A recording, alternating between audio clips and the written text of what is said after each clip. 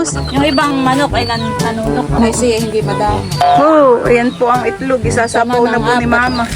Ay! Wait! Ako ginagat! Kain po tayo.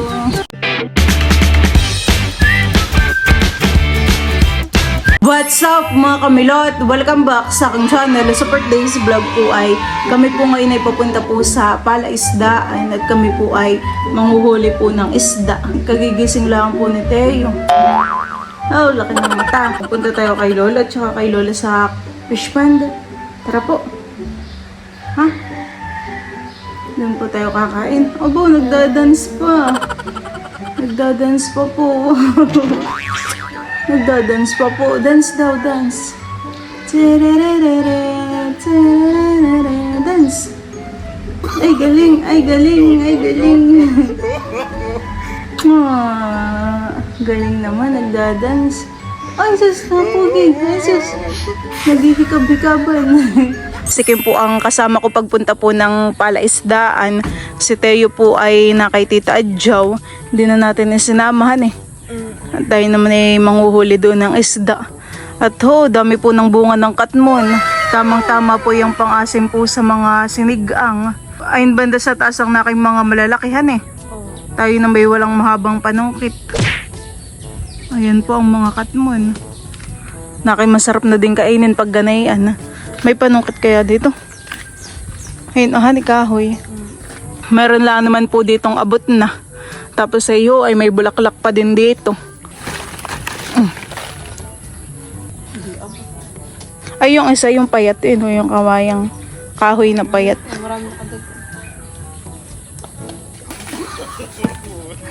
Parang nangihina ka pa. Bayan na po kay Kim yung mga nasungkit ko po na katmon. O ay madami din han eh. Okay na yan. Kaya marami na din naman. Kami po ni Kim ay nandito na po sa palaisdaan. At dito po pala ay na grass cutter na po ni Papa. Dito po yata muna ni Papa inuna po sa bungad ng pag-grass cutter. Papunta po doon. Maaga po siyang nag-grass cutter ngayon para po hindi mainit. Talaga nga namang parang gubat na dito sa tataas ng mga damo. Di pa po kami ni Kim makadaan. Panay pa ang pag-grass cutter.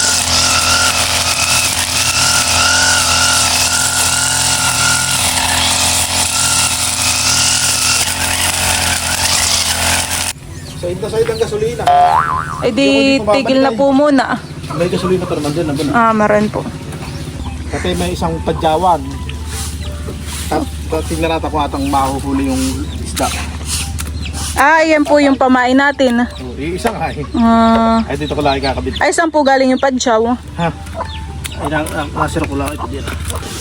Ihuhulog na po ni Papa ang pamain. Ayun po bagay na yung kalaki kinikibit ng langis eh. Ang ginawa po ni Papang palutang ay yan pong 1.5. Antay-antay lang po tayo na kumibit po yung langis eh. Ayan ang oras po ang dating ni Drew, Mama. Gabi pa po. Kala ko na may ngayong araw. Si Drew po pala ay padating po mamayang gabi. Siya po ay ilang araw na walang pasok. Buti po't makakapagbakasyon. At gawa rin po ng magbobotohan po Nakinaikot na yung 1.5. Inilulubog na. Ay, may huli na.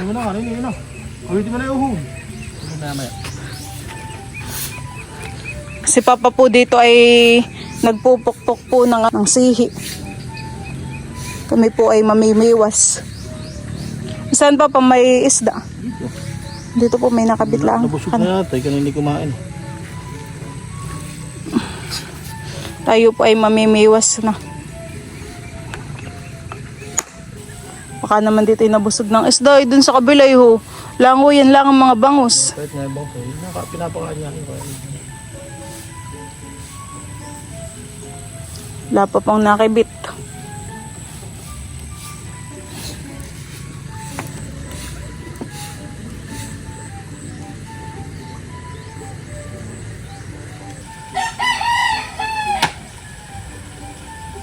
Akin pong pupuntahan po itong kay Papang Biwas dito. Na kay po kinikibit. Ayan Papa, hindi pa po. Sala. Alin po kinikibit ito? Atin lang po uling ibubuntog. Oh, nakahuli na po dun si Papa ng tilapia. Mangagat po. Sino nakahuli? Si Kim? Uy, may gyangit eh. Si Mama po dito ay kukuha po ng itlog. Ay nakay may manok naman Mama. Itlog yata. Ako lang kukuha ng 4 na peraso at aking isasapaw sa sinain. Pahingi ako ng itlog, huwag kang manunok ka. Para habang nanguhuli pa puhan Oo. ay pwede nang kumain ng itlog. Tamang-tama po at tayo ay nag-iin-inan ng sinaing. Ako natatakot at baka ako eh. May, May libreng itlog po naman dito sa palaisdaan. Aba dito may maraming nakuha ang itlog ang papa. Pati itlog ng mga Baby po. baby. Nung isang araw po kami pa may kinuha din. Itlog ng manok at itlog ng baby. Nakay maputing-maputi, Mama. Ang itlog po. Hindi naman siya madamot, Milo. Hindi ka pakita mo na marami. Hindi madamot. Yung ibang manok ay nanunok. Hindi madamot. Oh, ayan po ang itlog. Isasapaw na po ni Mama. Kaya tigi-isa lang. Dadalhin po natin itong timba dito po kala Papa. At sila po ay nakapamiwas na po ng isda. Nakahuli na. Wow! Patingin Kim. Taray. Nakabiwas na ng mga agat. Kala ko'y bangus. Midbid po pala. Nakainang masarap ipiprito po Midbid yung malutong. Sinigang ito. Sariwa. Saka nakahuli na yun. Dito Oo, ang mga bangusan Nakilango yan sila dito. Makagawa ng binubudbura ni Papa ng ng pidsan Ay yung sa 1.5 wala pa. Wala. Ndo.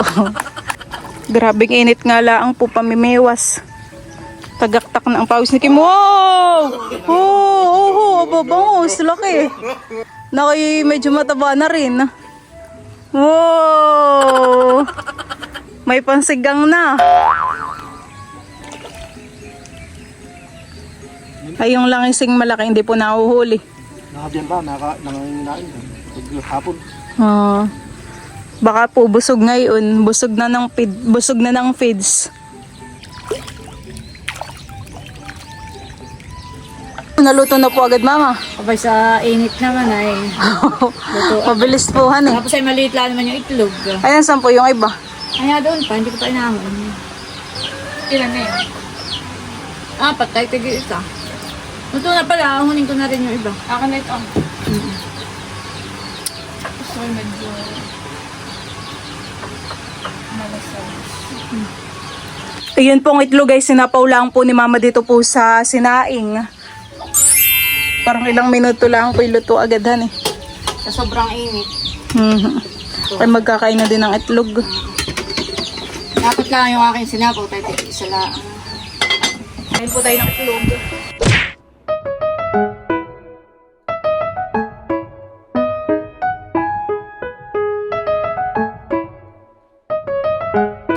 Sarap ng itlog ng manok. Pwede na yung itlog mo. Naluto na namin.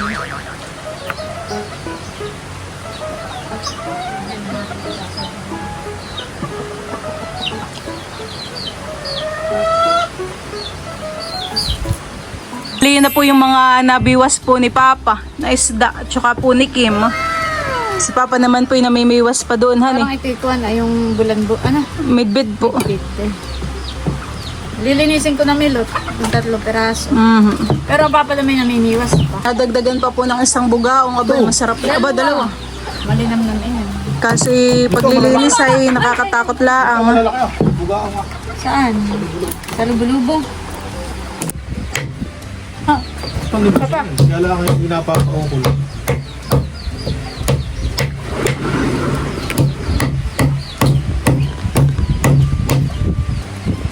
Baga? Ay! Wait! Ako kinagat! Kaya makagat tayo. Kinagat ka po. Dumugo. Hindi naman. Ito, kinalisisan. Oo, yan na. Nangangagat pala talaga. Kaya nga makagat tayo. Lagay na nga. Tingnan natin. Talas ng kutsilyo na. Sige po yung nagkakainan ng katmon. Saan gawin natin gulay? Masarap ng gulay. Hindi mo lang ako Yan ang pinakang gulay natin, yung katmon. Sili. Pinakang asim, pinakang gulay. Mhm. Hindi naman lang pala gumamit ko ng kahit kamuting kahoy. Kaya nga. Hindi. Bagay mo. Nabusan lang ako ng tubig. Makapalat naman. Dapat ay may gunting tayo pang butik ng mga palikpik.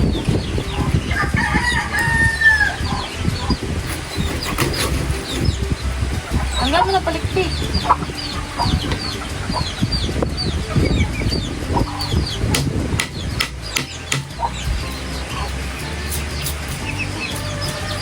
Hugasan mo na ang mga pinagyan.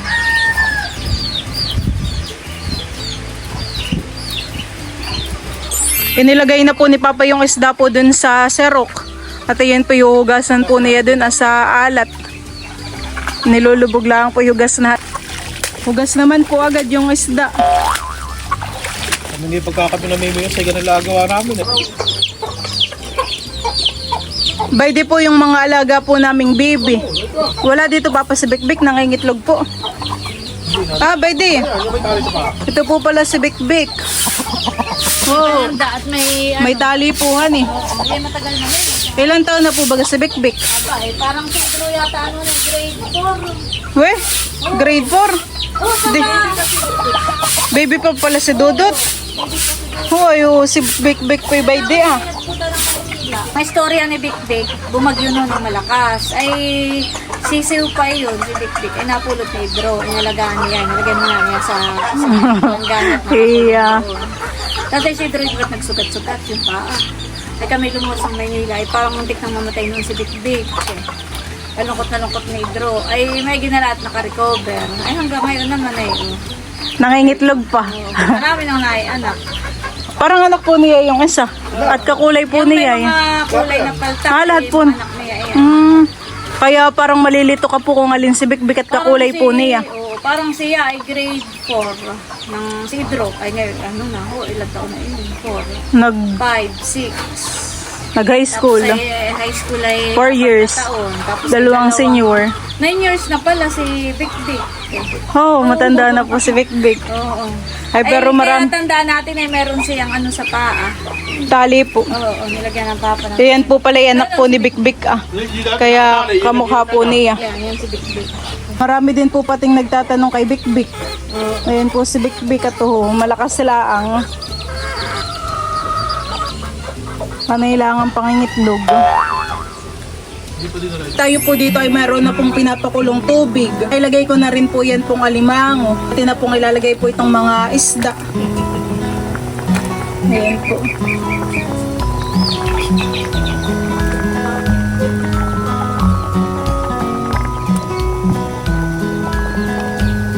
Oops. Atin na rin pong ilalagay po itong mga katmon. Atin na pong isasabay dun sa isda para po yung katas po na itong katmon ay sumasama na po sa sabaw.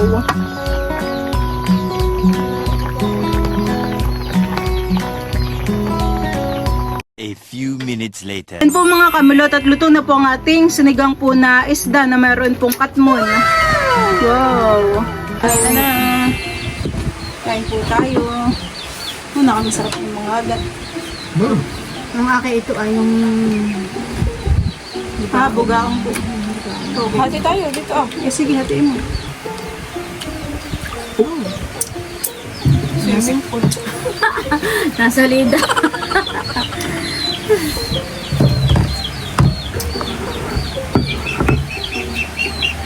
Kain po tayo. Si Teo po ay hindi na po namin isinamat. Kanina po ay maulan. Umaga na kinaambon-ambon. Sarap. Ano yung good natin?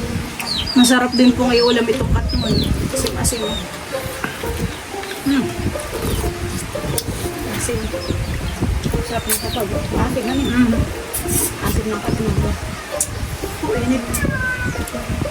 Bakit yung mga gatay ganay? Hindi pa ninini lahat. Ay ate. Nahote lang ako.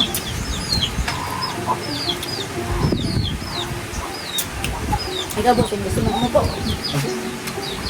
Kami pwede dito sa side na ito, kumain at tunto sa kabilang dulo na init. Sabi ka, bigat ng Pwede nga sa baba.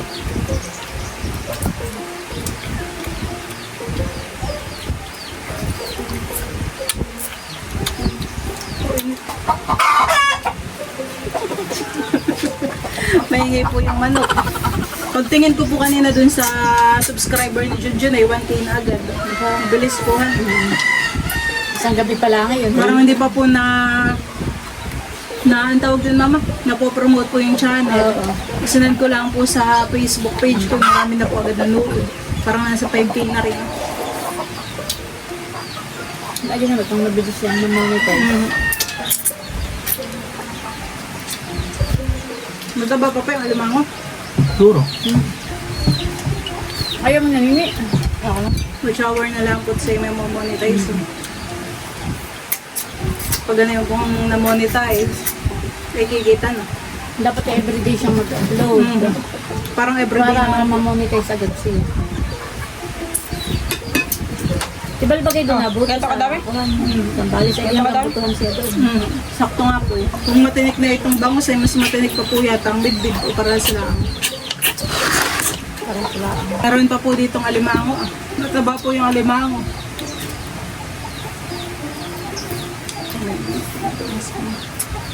Hanggang tulig. Ka daw. Ay, galing. Ay, galing. Pinapatunog naman. Ay. Ay, napugi pa. Ay, galing. Wow. Marunong magpatunog pala ng dila si Teo. Ka daw. Ay, sus.